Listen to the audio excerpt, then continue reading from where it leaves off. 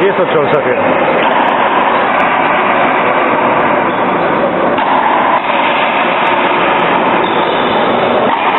Aunque parezca mentira, llevan ya casi 40 minutos dándole a la bola.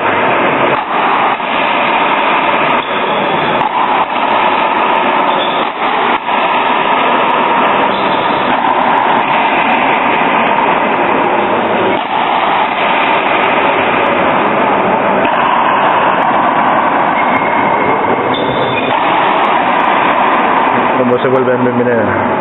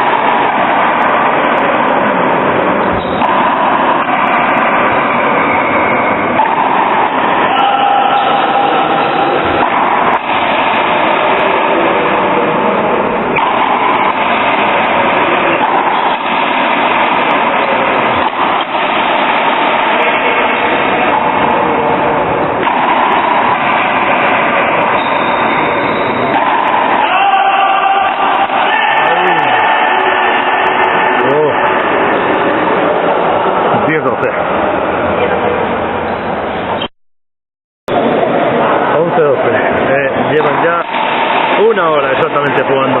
Le estamos grabando a trozos porque si no, no es imposible radar todo este partido. Solo van 11-12 y una hora. Y se están dando una tralla, pero va, increíble. Partido muy duro. Vamos, de entrar en leyenda, casi en los récords Guinness. Así que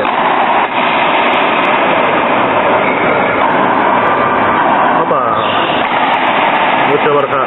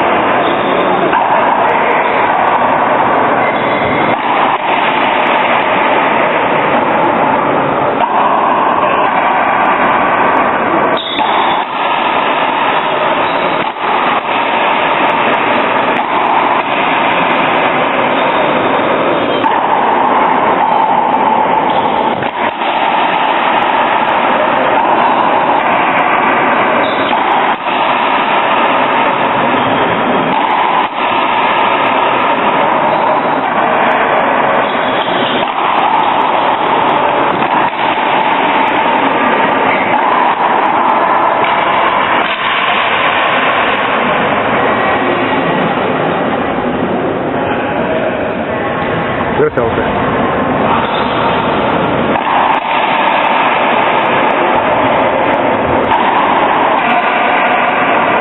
Yo esa última sí que la he visto un poco dudosa también, pero no sé si el juez la ha dado así.